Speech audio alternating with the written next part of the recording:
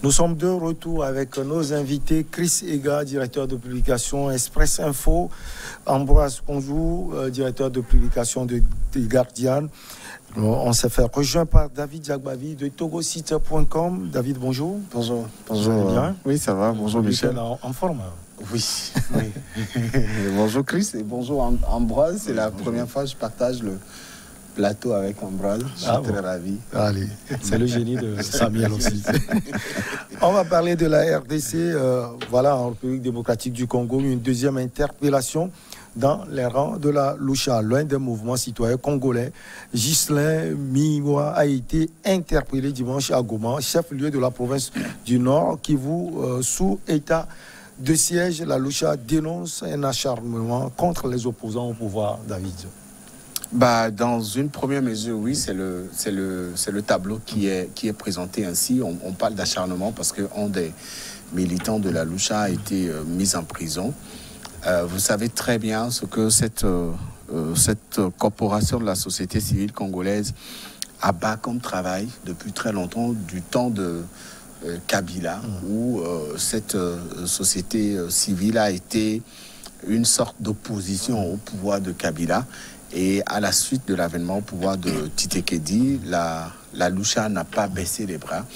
Et plusieurs de ces militants ont déjà été mis en prison pour des positions qui vont à l'encontre de celles du gouvernement congolais aujourd'hui.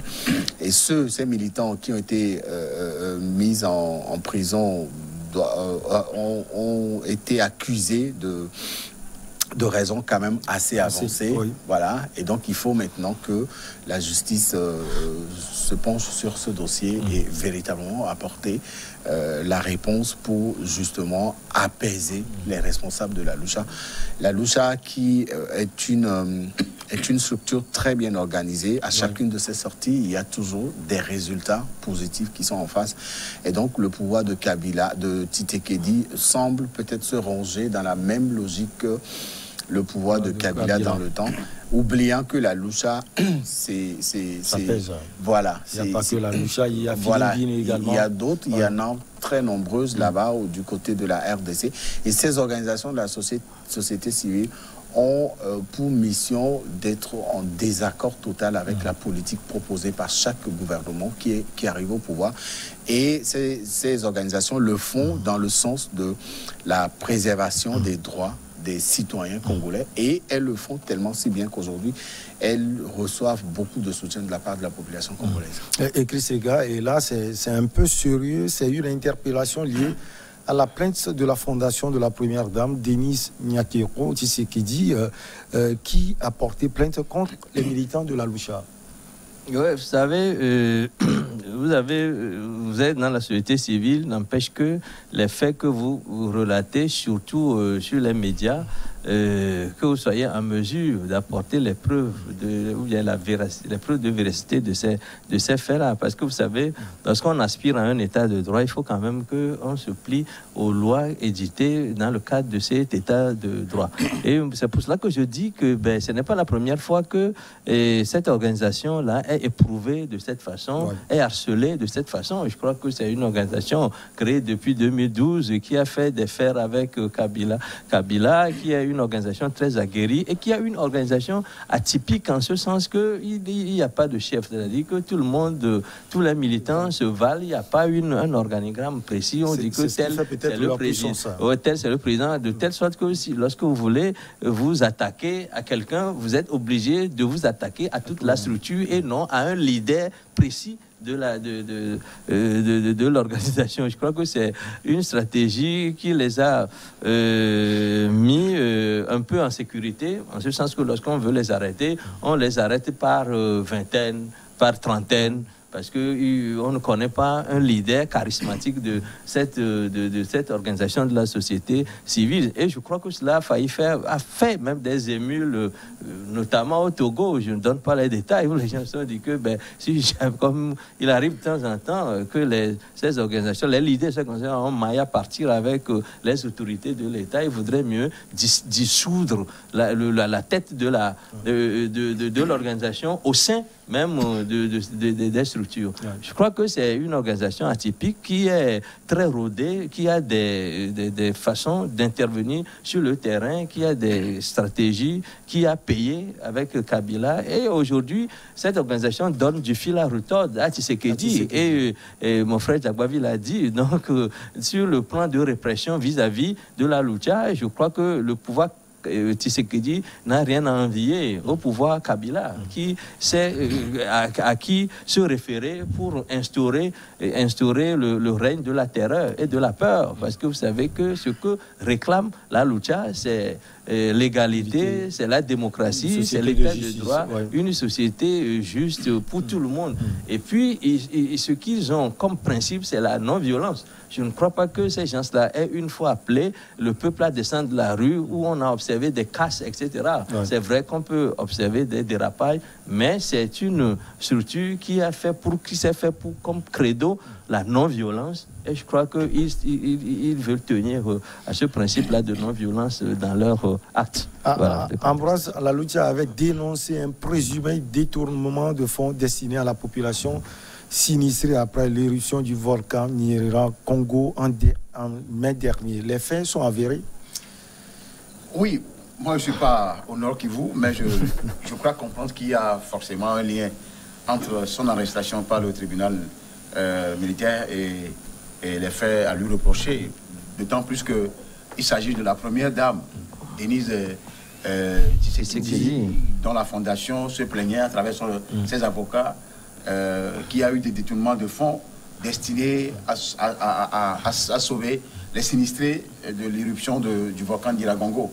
Et bizarrement, le monsieur, une trentaine d'années, de la Lucha, allait présenter la dot à sa dulcinée, à la belle famille, quand il a été interpellé. En fait, je crois que l'histoire a daté déjà du mois de juin, où un des militants avait déjà été inquiété par rapport à un autre dossier qui devait lui valoir au moins une année de prison, et avant que cette dernière n'arrive. Alors, pour beaucoup de Congolais, il n'était pas séant quand même que Tshisekedi, qui était le porte-flambeau, même si son élection présentait quand même des doutes auprès de ses propres pairs, notamment Fayoulou, il y a quand même beaucoup de Congolais qui ont eu espoir qu'il y a eu un changement, un vent de changement qui a soufflé sur le Congo. Après Mobutu, le Kabila père n'était pas aussi trop accusé, mais le fils Kabila est devenu un tyran que beaucoup parce qu'il a voulu durer peut-être. Oui, il a fait 16 ans, je pense. Il a fait de l'autocratie dans cette histoire congolaise, et beaucoup en voulaient à sa tête, et heureusement ou malheureusement, il a vidé les lieux, et que ce dernier prenne le pouvoir, et que beaucoup avaient espoir que les choses changeaient, surtout au plan démocratique, au plan de la gouvernance et au plan du respect des valeurs des droits de l'homme. Et voilà que les militants dont David présentait littéralement leur combat pour la démocratie et les droits de l'homme sont encore toujours inquiétés. Autant de Tshisekedi, c'est là où ça pose problème aux yeux des Congolais. Alors, aujourd'hui, qu'une première dame soit impliquée dans cela, ça suscite quand même des questions, des questionnements. Mais il y a fort à voir si réellement ceux dont on accuse les gens là, les gens de la Lucha, pour être un peu objectifs, sont avérés. On parle de la société civile, et vous savez ce que ça donne en Afrique quand les membres de la société civile se présentent à défendre les consommateurs ou les nationaux par rapport à un dossier dans lequel est impliqué les politiques. Ici, même si la chose est avérée, on a tendance toujours à étiqueter le pouvoir. Mais j'aurais aimé quand même, j'aurais aimé que cette affaire soit élucidée, parce que la Lucha ne peut jamais se lever d'un bon matin pour dire et avancer des arguments sans avoir des éléments de preuve. Alors, c'est surtout que c'est un procureur militaire ou un tribunal militaire qui met son nez dans cette histoire-là. Peut-être que c'est le moment d'avancer les preuves. Oui, c'est vrai. Puisqu'on parle d'état d'urgence ou d'état de siège qui emmène à un procureur militaire de se saisir du dossier, alors que ce soit un procureur ordinaire. Là, je me dis que Kabila plutôt Tshisekedi doit faire extrêmement attention, parce que c'est sa femme qui est impliquée dans cette histoire-là. Pour la petite histoire, on l'a quand même laissé continuer la cérémonie avant. Oui, c'est ce que j'ai lu. C'est intéressant. Ouais. Le parquet militaire lui a quand même laissé d'aller finir la cérémonie et répondre de ses actes. Ça, j'ai aimé ça, parce que ça, c'est l'amour qui passe en premier en matière de justice. Et David, on voit la puissance, comme on le dit toujours, de cette société civile du Congo, Kinshasa. D'où vient cette puissance? Cette puissance vient de l'accumulation de toutes ces déceptions de ces Congolais à la suite de la présidence d'abord de l'ancien président Mobutu, après Kabila père, et surtout au temps du pouvoir de Kabila fils. Il y avait une très grosse déception. Les gens se cherchaient, les Congolais cherchaient une bouffée d'oxygène, et ils ont retrouvé cette bouffée d'oxygène au sein de toutes ces organisations de la société civile. Et quand vous mettez sur le plateau le travail qu'ont abattu ces organisations de la société civile, vous avez des résultats assez évidents. L'accord de la Saint-Sylvestre n'a pas été signé sans ces organisations de la société civile. Et quand elles appellent à manifester, c'est pour des raisons assez précises. C'est pour la bonne cause, c'est pour la défense c'est pour la défense des droits ou des libertés des Congolais, c'est pour la dénonciation d'une injustice, c'est pour également s'opposer peut-être à une gouvernance qui ne répond pas aux espoirs, aux aspirations des Congolais. Et donc tout de suite, les Congolais se sont retrouvés dans ces différentes organisations de la société civile qui ont été porteuses de leur voix plus haut. Et elles ont réussi quand même à apporter des solutions et des réponses à toutes ces interrogations que se posent ces Congolais. Alors aujourd'hui que Tshisekedi se retrouve en porte-à-faux avec ces organisations de la société civile, il décide de pratiquer les mêmes stratégies que celles de ses prédécesseurs.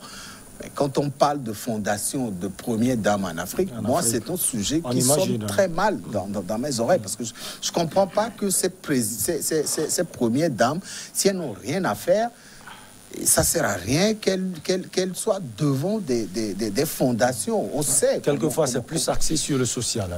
On le voit avec Madame Ouattara en Côte d'Ivoire. Mais ces premières dames sont aussi utiles ailleurs, puisque le constat a dégagé que toutes ces premières dames, surtout en Afrique francophone, n'ont jamais réussi à réaliser ce qui est contenu dans les cahiers de charges de leur fondation. Et c'est des fondations qui sont des fondations budgétivores. Regardez du côté du Cameroun, on vous parle d'une fondation que dirige la femme de Chantal Biya, la femme de Paul Biya. Mais quand on vous donne le budget de cette fondation, voilà. C'est pas possible. Quand vous allez du côté de la Côte d'Ivoire, je ne sais pas si au Togo, malheureusement au Togo, on n'a pas encore de première dame assez officielle, mais je pense que celle qui sont là ou celle qui est là a aussi quelque chose qu'elle peut nommer fondation. On va Sylvie Bongo. Voilà, quand vous vous référez à toutes ces fondations, au-delà des actions sociales qu'elles posent, il n'y a rien derrière. Et c'est des fondations qui signent sur le budget. Dans certains pays, ces fondations signent sur le budget de l'État. Donc, quand c'est l'argent du contribuable qui est mis en cause, je pense que la Lucha a le droit de dénoncer et de demander des explications. Quitte maintenant à Madame Tshisekedi d'apporter la preuve contraire des accusations qui sont la preuve contraire. Ce n'est pas à elle d'apporter la preuve de son innocence, mais non, pas de son accuse d'apporter la preuve de son innocence. La Lucha a dénoncé, Madame Tshisekedi refute cette dénonciation, raison pour laquelle il y a eu une interpellation. Ça veut dire que la femme du président Tshisekedi rejette cette dénonciation. Maintenant, si le dossier atterrit au tribunal, c'est aux deux parties de s'affronter pour savoir s'il y a eu détournement ou pas. Le dossier du volcan Nyiragongo, tout le monde sait, les milliards on a vu toute la souffrance. Et on sait comment ces victimes ont été traitées. Lorsqu'on vous parle d'éruption, mais c'est des villages entiers qui ont été rasés. C'est des familles entières qui ont été tuées. Et derrière, on dit qu'on finance et qu'on ne voit pas le financement. Là, ça interroge. Véritablement. Un risque. Je crois que c'est effarant ce qui est constaté dans cette contrée du Congo. Et les gens même prieraient que d'autres éruption puisse se produire. Pour qu'ils s'enrichissent. Oui, pour qu'ils s'enrichissent. Le monde est comme ça. Le monde humain, surtout dans certains pays, c'est comme ça. Les gens entendent des catastrophes pour pouvoir en profiter, spolier et maintenant surfer sur le dos des victimes. Ça a toujours été dans certains pays. En tout cas, je ne crois pas que ce soit en Chine ou en Russie. C'est vrai que c'est des pays vraiment fermés, mais il y a aussi des choses positives qu'on peut lire. Vous savez, moi, j'estime que le Congo est en train de sortir petitement de l'auberge. Ouais. C'est pourquoi il ne faut pas en rajouter à ce que Kabila avait déjà produit dans ce pays et qui a fait tellement de victimes psychologiques, de victimes d'ordre moral qui sont là aujourd'hui. Il y en a tellement qui sont martyrisés dans la gouvernance de Kabila que les gens avaient espoir et ont toujours espoir en Tshisekedi pour renverser la tendance et sortir de l'auberge. Malheureusement, la tendance est en train de nous démontrer autre chose. Et la crainte même est que ce monsieur puisse vouloir encore conserver, rester au pouvoir avec ce sera les élections. Le deuxième mandat. Il va l'avoir. Le deuxième mandat, puisque c'est la mode actuellement. Pour ceux-là qui avaient déjà prédit qu'ils feront un seul mandat, ils sont maintenant à leur deuxième mandat. Et je parle du Bénin et de la Gambie. Et il y en a, pour la Gambie, il y a des gens qui cherchent quand même à tronquer la conclusion pour pouvoir rester. Et Macky Sall est là, cherchant aussi un troisième mandat. C'est vrai qu'il n'a pas parlé. Tshisekedi, lui est assis même sur le Nirangongo actuellement. Et quand on est assis sur le Nirangongo, on doit faire extrêmement attention. Ça, c'est la métaphore que je présente pour pouvoir démontrer qu'en réalité, lui n'a pas droit à l'erreur. Parce qu'il y a tellement de loups et de vautours qui sont tout autour de ce fauteuil présidentiel. Et s'il ne fait pas attention, il va tomber dans le trou. Risque d'enterrer ou bien d'étouffer cette affaire Chris Ega, parce qu'après tout, c'est la première dame, Denise Nyakiro.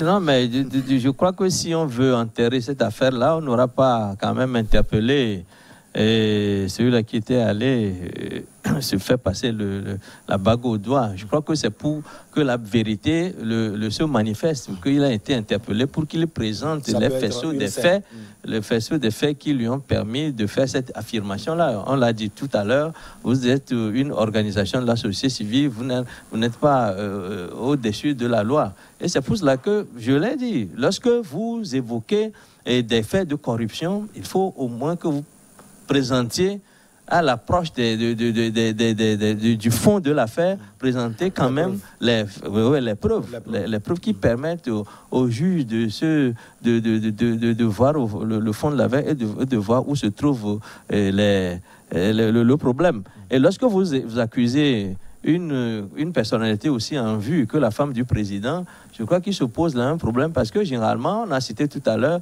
les différentes premières dames qui sont dans l'humanitaire, qui ont créé des fondations, etc.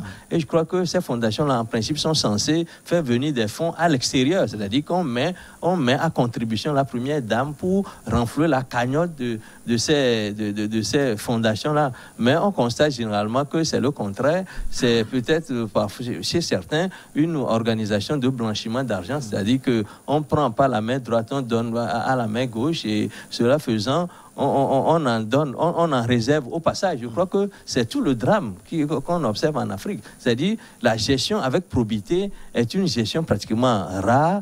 Et les gens, lorsqu'ils ont cette parcelle de pouvoir, ne cherchent qu'à se remplir les poches. Nous l'avons dit tout à l'heure. Ce qui fait que l'autorité de l'État au Nigeria est affaiblie, c'est justement à cause des faits de corruption. Et quand vous prenez par exemple le Bénin, le chantier auquel s'attelle le président Talon, c'est le chantier de la corruption, des détournements. Et puis, il n'y va pas de dos de la cuillère, il le dit souvent. Vous avez ces vidéos sur les réseaux sociaux où il accuse clairement les responsables au sommet de l'État, les députés, les chefs d'entreprise, etc. Je crois que si on veut que l'Afrique s'en sorte, que l'Afrique prenne son autonomie vis-à-vis des milieux impérialistes, il faut qu'on se prenne au sérieux. Il faut que la gestion soit une gestion de probité, de telle sorte que le peu que nous avons puisse produire des fruits. Et je crois que c'est important. Ce qui se passe justement avec le clan Tshisekedi, c'est ça. On veut quand même faire en sorte que la dame soit lavée de tout soupçon. Maintenant, lorsque ceux qui l'ont accusé viennent au tribunal, il faut qu'ils apportent aussi les preuves pour ne pas dire qu'il ne suffit pas de faire des incantations, de faire des affirmations, encore qu'il faut être en mesure d'apporter au moins un début de preuve, ne serait-ce qu'un début de preuve pour dire que, ben voilà, il y a eu ça, donner des éléments au juge pour aborder l'affaire au fond et trancher. David, sur l'arrestation même de Ghislain, il y a un flou total. Selon la Lucha, il a été arrêté sur ordre de l'avocat de la fondation de Mme Denise Nyakero. Et pour les sources judiciaires, il a été arrêté parce qu'il y a un mandat d'arrêt qui pesait sur lui depuis juin passé. Ben, tout ça, c'est des arguments. L'important, c'était de mettre la main sur lui. C'est du juridisme. Voilà, et pour éviter qu'il continue par causer d'autres dégâts. Je ne crois pas que Ghislain s'est levé un beau matin pour sortir une position pareille sans être sûr de ce qu'il a dans son sac. Puisque quand on parle d'accusation contre la femme du président de la République, c'est quand même une très grosse accusation. Hein. Et la Lucha, au vu du sérieux que cette organisation a toujours imprimé depuis sa création jusqu'à aujourd'hui, a certainement les preuves valables en temps opportun devant la justice. Cette organisation sortira ses preuves. Que ce soit l'avocat de Mme Tshisekedi qui ordonne son arrestation, c'est pas fameux, puisque la RDC est un pays de droit, et je pense que la procédure judiciaire qu'il faut pour mettre aux arrêts un citoyen devrait être respectée. Tshisekedi, en tout cas pour ses opposants, n'a pas encore su véritablement apporter cette réponse à ces Congolais-là, puisque vous savez que son accession au pouvoir a été une sorte d'espoir pour les Congolais. Le plus important, ce n'est pas celui qui viendra remplacer Kabila. Le plus important, ce n'était pas le départ de Kabila seul, mais celui qui viendra le remplacer. Et Tshisekedi, tout le monde sait comment il était arrivé au pouvoir. Mais je pense que les premières années de son accession au pouvoir ont été assez gauches, et il a eu le temps de revoir la stratégie. Aujourd'hui, j'estime, on peut peut-être rencontrer avec Antoine, j'estime que Tshisekedi a la capacité... Vous voulez parler d'Ambroise? Oui, Ambroise Pondio, mon ami. J'estime que Tshisekedi a la capacité de briguer un deuxième mandat et de le remporter. Puisque ça voilà, parce que c'est là lui, où ça va commencer par chauffer. Voilà, on sait qu'il ne peut pas réaliser toutes les promesses, il ne peut pas concrétiser tous les espoirs des Congolais. Mais je pense que les premières années de son arrivée au pouvoir ont quand même été, comme je l'avais dit tout à l'heure, pour gauche. Mais maintenant, ça va. La mise en arrestation aux arrêts de son directeur de cabinet, vous vous rappelez? Oui, Caméré, qui n'était pas n'importe qui. Le fait d'avoir réussi à piocher des alliés dans le camp de Kabila, aujourd'hui, il est assis sur une sorte de stabilité politique au niveau de l'Assemblée nationale. Le fait de s'attaquer à certains gros dossiers sur lesquels attendent beaucoup de Congolais sont quand même des acquis assez importants qui expliqueraient favorablement un deuxième mandat que les Congolais n'hésiteront pas à lui consacrer à partir des prochaines présidentielles. Et donc... le Congo aujourd'hui, comme le disait Antoine, revient de loin. Et je crois que ce soit l'avocat qui ordonne l'arrestation de Ghislain ou alors qui soit tombé sous le coup d'un mandat d'arrêt, je pense que la justice congolaise n'a pas pioché la bonne graine. Le mettre aux arrêts ne favoriserait rien. Ça permettrait plutôt de déballer des dossiers qui étaient jusque-là peut-être restés en sourdine pour des raisons politiques ou d'autres raisons.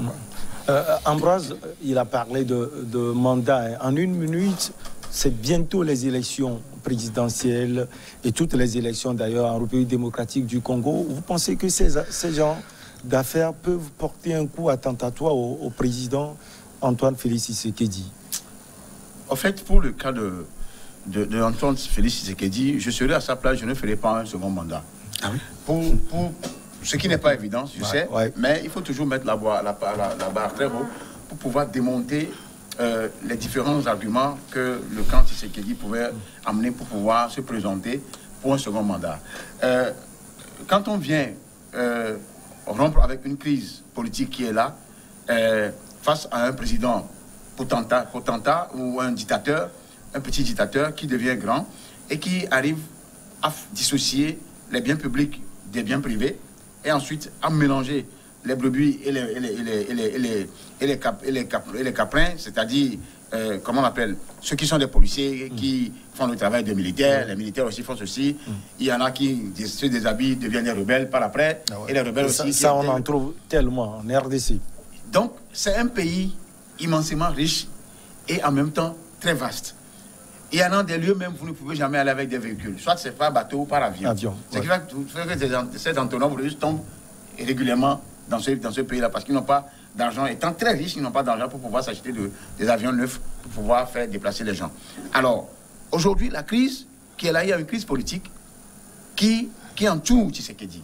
D'abord liée à ses propres frères de l'opposition, que ce soit ceux-là qui ont fait des concessions avec lui, qui l'ont amené au pouvoir, notamment l'ancien gouverneur du Katanga, Moïse Katumbi, Jean-Pierre Bemba, l'ancien congénère de la haie, de la Cour pénale internationale.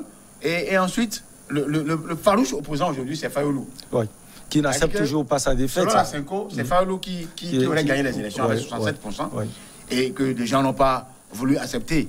Alors, le deal qu'il y avait eu entre Kabila et Tshisekedi a porté Tshisekedi au pouvoir, au détriment des résultats réels de ces élections-là. Alors, là où l'enjeu se trouve aujourd'hui, c'est le cadre électoral. D'ailleurs, au sein du cadre électoral, il y a une question de l'organisation même, de l'organe qui doit se charger de l'organisation des élections, la CENI. Et cette CENI, de par les composantes qui vont le meubler, il y a la présidence qui aussi pose problème. Au niveau des religieux. Au moins là-bas, c'est les religieux qui s'en occupent. Au Togo, notre marchand, on n'a jamais connu un seul religieux pour présider la CENI. Là, on va en venir, c'est un autre débat, on va en venir.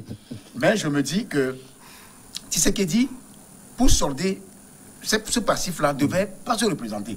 Laisser les autres aussi. Au moins, il est arrivé quand même à faire une rupture. En 30 secondes. Au niveau du Sénat, au niveau du Parlement, on a acheté beaucoup de députés pour pouvoir engranger des points et une majorité pour pouvoir gouverner. Maintenant, il ne faut pas qu'ils suivent les pas de ceux-là qui sont en train de vouloir faire un troisième mandat. Non, il faut qu'il fasse peut-être le deuxième mandat, d'abord qu'il gagne et qu'il gagne les élections. On va marquer. C'est mon avis à moi. on va donc garder la pause pour le journal et on revient après pour la suite.